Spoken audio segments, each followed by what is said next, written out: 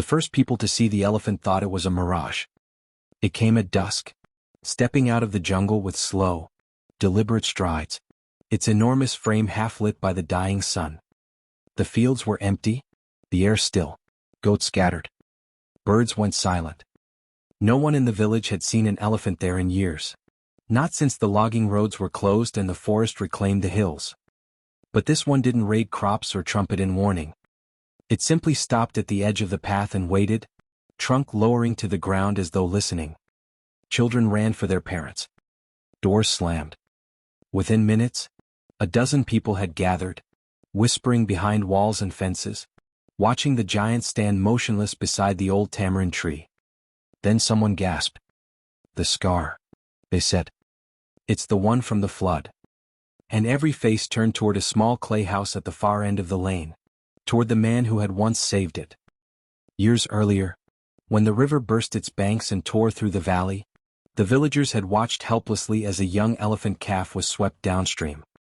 Its mother tried to follow, trumpeting wildly, but the current was too strong. The calf struck a tree and disappeared beneath the brown water. It was the old farmer, Joro, who went in after it. He was past 50 even then, thin and quiet, but stubborn enough to wade into a flood no one else would touch. They said he followed the sound of the calf's cries until he found it trapped between two fallen trees, its hind leg pinned beneath a branch. He stayed in the water for nearly an hour, hacking through the wood with a sickle until the calf broke free. It was too weak to stand, so he guided it to higher ground, patting its side, murmuring to it over the roar of rain.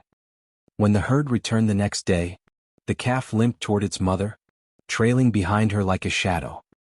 As it vanished into the forest, Joro noticed the injury, a deep gash along its right flank, shaped like a crescent moon.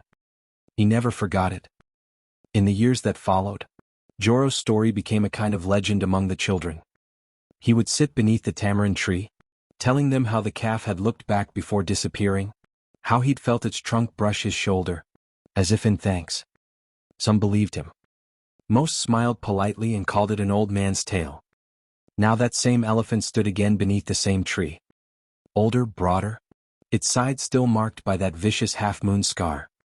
Joro was 82 and bedridden. His breath had grown shallow. The monsoon humidity made the air heavy inside his house. His daughter, Safi, sat beside him, wiping sweat from his forehead when she heard the commotion outside. She opened the window, expecting thunder, and froze. The elephant was there, just beyond the fence, trunk swaying slowly as if smelling the air. Its skin was caked with mud, tusks chipped and yellowed. But the mark on its ear was unmistakable. "Papa," she whispered. There's an elephant outside." Joro's eyelids fluttered. "Where?" She turned his head toward the window. For a moment, she thought his failing eyes wouldn't catch it. Then he smiled, the first real smile she'd seen in months. "It found the way," he said softly. Word spread fast. Neighbors gathered on rooftops, calling relatives from nearby farms. The elephant didn't move, didn't threaten, didn't eat. It simply stood there, facing the house, as though waiting for permission. When the village head tried to drive it away with shouts and drums, it took one step forward and raised its trunk high. The sound it made wasn't loud, but it cut through everyone's chest. A deep, rolling note that made the tamarind leaves tremble. The drumming stopped. No one spoke again. Inside, Joro stirred. His breathing was ragged now, each inhale a shallow scrape. Safi held his hand. "Do you hear it?" she asked. He nodded. "She remembers." He tried to sit up, but she stopped him. The old man's eyes glistened with tears. "Open the door," he whispered. "Papa, please." She hesitated only a moment, then unlatched the wooden door. The elephant turned its head at the sound. Joro lifted himself inch by inch until he could see through the doorway. The creature stood in the fading light, a mountain of quiet breath and shadow. It took a single step closer, its footfall soft in the mud. Then another. The villagers watched from behind walls and trees, their fear replaced by awe. The elephant stopped a few meters from the threshold. Its trunk reached forward, curling gently through the air until it brushed the edge of the porch. Joro raised his hand, trembling, and the two met halfway. Human skin against rough, warm hide. For a moment the years between them disappeared. Safi pressed her hand to her mouth. The elephant's eyes closed briefly, the way creatures do when they rest against trust. It stood like that for several seconds, breathing slow before lowering its trunk to the ground. Joro whispered something no one else could hear. Then he leaned back against the pillow, eyes still on the doorway. The elephant didn't leave that night.